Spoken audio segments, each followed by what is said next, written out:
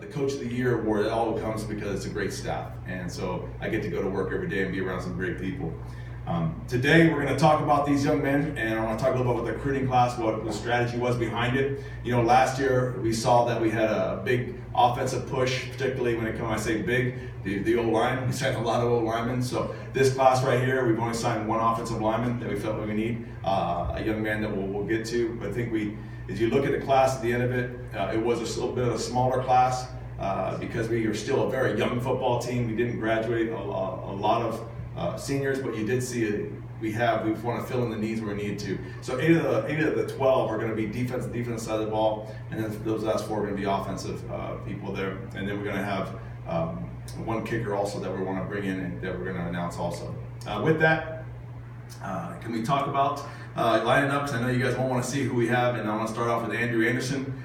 Andrew, aka the Yeti. The Yeti is an amazing young man from La Mirada High School. He's 6'3", 240. He plays a tight end, H position. We're a power spread offense, and so he fits in quite well because you can split him out wide, as you can see. You can put him as a wing to block, get the power game downhill. You can line him up as a tight end. He's got great ball skills. He's 6'3", 240. He's lean still, and I think he's got a lot to grow. But one thing you can't deny is his physicality and his point of attack. I mean, he's going to strike you, and he's going to make sure that we're going to continue this physical brand of football that we believe in. Like I said, if you can imagine, I'm pretty excited, pretty exhausted, but ultimately, this is a great day in the Zoo Nation. Yeah. Any questions from the audience, from the media in attendance? Okay.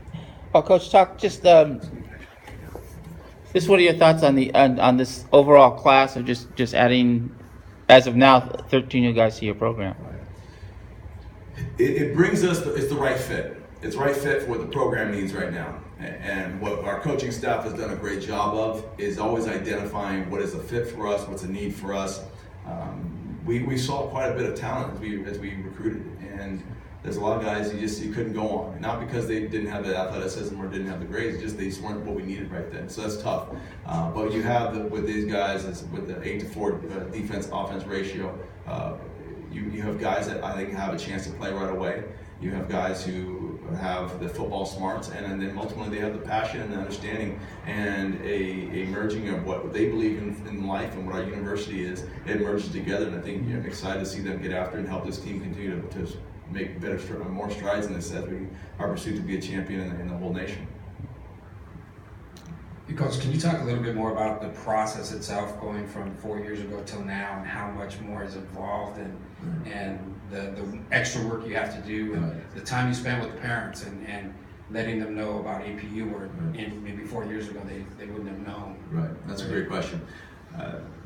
Since the transition from NAI to Division II, our university has done a lot of work in that transition, and I appreciate the opportunity to be able to help lead them through that. But you're right. Now we're competing against a lot of Division I schools, not just FCS, but FBS schools as well. And we've never backed away from competition. We'll go after any recruit that we believe is the right fit for us.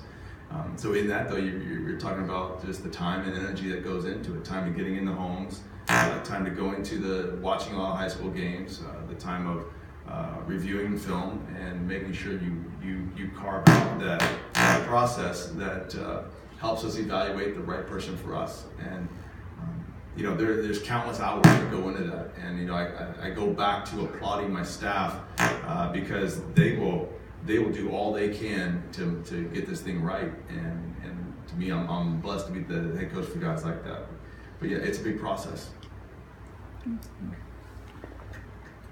And Coach, I noticed, at least on some of these defensive guys, these hybrid guys, is that kind of what you're facing now in college football, where teams are running the spread, the high motion offense, where you just don't have a chance to change guys?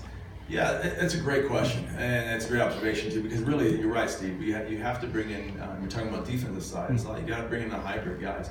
You got to be able to stay ahead of the game. And like I said, back for us, we believe we're staying ahead of the game. We've been consistently a dominant defense in the nation since 2004. We've had a lot of great years and a great run. But with that is because you're always challenging yourself to think outside the box. But when you think outside the box, do you have the athletes to accomplish that? So we're going to take, well, I guess if somebody's going to look on the outside, we take a 3-4 personnel. There's times we can go 4 down and be able to mix it in there as we have it. But we're going to make sure we're going to be a high pressure defense with a unique cover down system to say that, hey, at any moment we can bring pressure from any angle. We want to continue to confuse people. But with that, you got to be great tacklers in space, and that means you have to have someone who's great on their feet. You got to have people that can play man coverage from a variety of positions, not just the traditional corner safety position.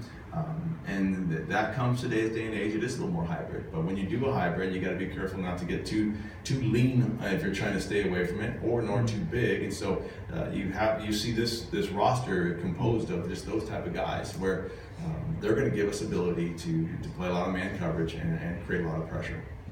Okay. Any questions? Yep.